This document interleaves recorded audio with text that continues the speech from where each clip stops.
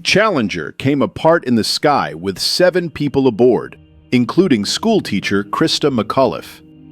The flight lasted a little more than a minute, but the first visible sign of failure came almost immediately. At 0.678 seconds after liftoff, NASA cameras recorded gray smoke escaping from the right solid rocket booster. To the audience watching live, it looked like a sudden explosion. The investigation reconstructed a slower chain. A small rubber seal failed to close a moving joint. Hot combustion gas burned a path through it.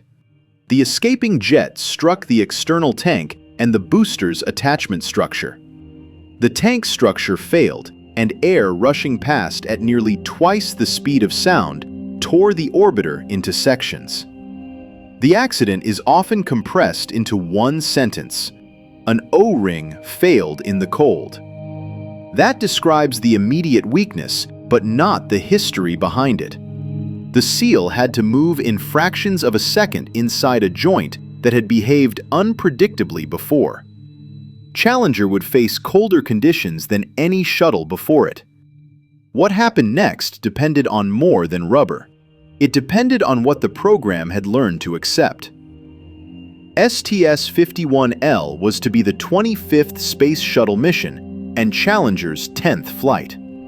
Its payload included a communications satellite, an instrument for observing Halley's Comet, and several experiments. Yet the satellite was not what drew a national audience. NASA was sending a schoolteacher into space for the first time. Krista McAuliffe taught social studies in New Hampshire. She had been chosen from more than 11,000 applicants. From orbit, she planned to teach 2 lessons: show students the inside of the shuttle and explain how a crew lived in weightlessness. Schools prepared to watch the broadcast. For a program trying to make spaceflight feel routine and accessible, this mission was meant to prove the idea. Commander Francis Scobie and pilot Michael Smith flew beside mission specialists Ellison Onizuka, Judith Resnick, and Ronald McNair, payload specialist Gregory Jarvis, and McAuliffe. Scobie, Onizuka, Resnick, and McNair had flown in space before. The danger was not a lack of crew experience or an experiment in the payload bay. It was inside one of the 2 white boosters attached to the external tank. Each solid rocket booster was built from several cylindrical steel segments. A single casing that large was impractical to manufacture and transport, so the segments were joined at the launch site. The lip of one segment fit into a channel in the next. 2 round rubber seals, the O-rings, sat inside that field joint. Their job was simple to state: keep burning propellant gas inside the motor. At ignition, pressure rose almost instantly. The steel walls flexed, the joint rotated, and a gap opened. The primary ring had to move quickly enough to close that path. The second ring was treated as a backup, but joint motion could prevent it from sealing in time as well. The design depended on the rubber responding before hot gas reached it.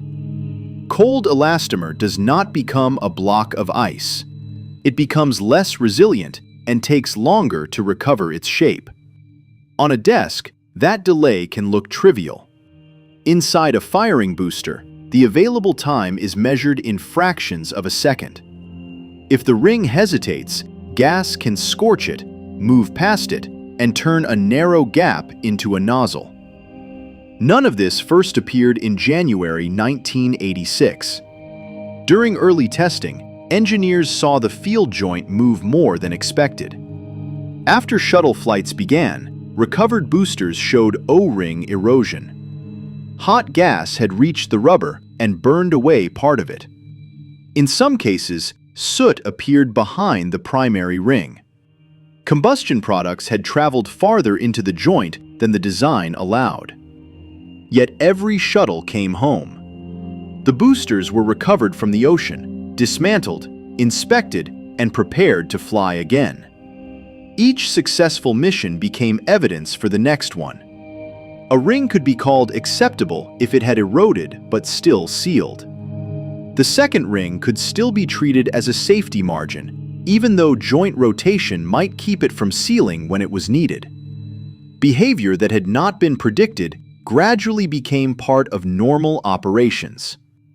STS-51C became especially important. It launched in January 1985 under the coldest conditions then represented in the flight record. Its boosters came back with the most severe blow-by yet observed. To engineers at Morton Thiokol, the booster contractor, temperature and seal damage appeared uncomfortably connected. But there were few cold launches. The data could not draw a neat line between a safe temperature and a failed joint. That uncertainty supported two opposite decisions. One view said, "We have not flown below this range, so we cannot call it safe." The other said, "The data do not prove a failure, so there is no basis to stop." On the night before Challenger launched, both arguments entered the same telephone conference. The forecast for January 28th was extraordinary for coastal Florida. Overnight temperatures were expected to fall well below freezing.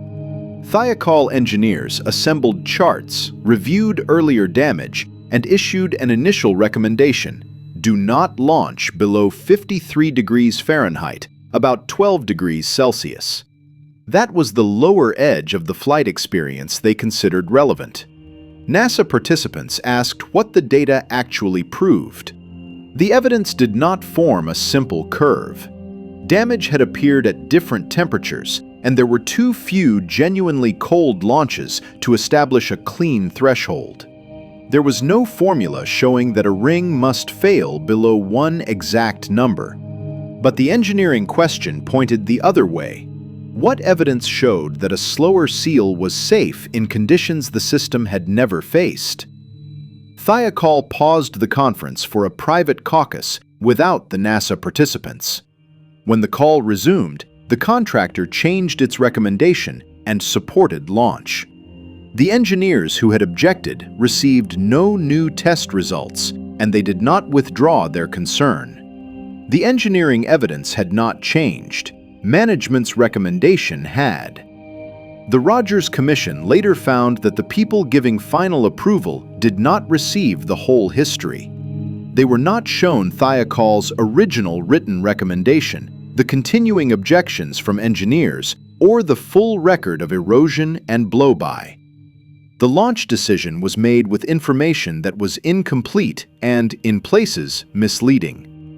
The Challenger record contains no single instant when an entire organization saw a guaranteed disaster and consciously chose to accept it. There was an anomaly that the program had survived repeatedly. Every flight that escaped catastrophe made the next warning feel less urgent. On the final night, engineers were asked to prove danger, even though no one had proved that this new operating condition was safe. By dawn, ice covered parts of the launch structure. The ground temperature had fallen to roughly 24 degrees Fahrenheit, about -4 Celsius. By 11:38, it had climbed back to 36 degrees Fahrenheit. That was still 15 degrees colder than the next coldest previous shuttle launch. The Commission later estimated the coldest point of the right aft joint at about 28 degrees, with a significant margin of uncertainty. Teams inspected the ice several times. They discussed whether falling pieces might damage the shuttle's thermal protection tiles. The crew received clearance to launch. The 7 people in the cabin were not told about the dispute over the booster seals. At 11:38, the solid rocket boosters ignited. Once burning, they could not be shut down. Smoke appeared at the right booster's aft field joint in the first second. Over the next 2 seconds, cameras recorded 8 more puffs, pulsing about 4 times each second as the structure flexed. Then the smoke stopped. For dozens of seconds, the flight appeared normal. One scenario is that combustion debris may have sealed the leak for a time. Challenger rolled onto course. The main engines throttled down before maximum aerodynamic pressure, then returned to full thrust. Mission Control confirmed that the engines had throttled back up. The commander acknowledged. At 58.788 seconds, a camera caught the first visible flame from the right booster. In less than half a second, it became a steady plume. Pressure in the right booster began to diverge from the left. The slipstream bent the flame toward the external tank and the booster's lower attachment. Around 64 seconds, the plume changed color and shape as hydrogen from the damaged tank joined the fire. The flight control system was still trying to hold the vehicle on course. Near 72 seconds, the right booster's lower attachment failed or separated. The booster rotated around its upper attachment and struck the tank. The external tank then lost structural integrity. Hydrogen and oxygen formed the enormous fireball seen on television. What viewers saw was not a single conventional detonation. The orbiter lost the structure supporting it and was subjected to aerodynamic loads it was never built to survive.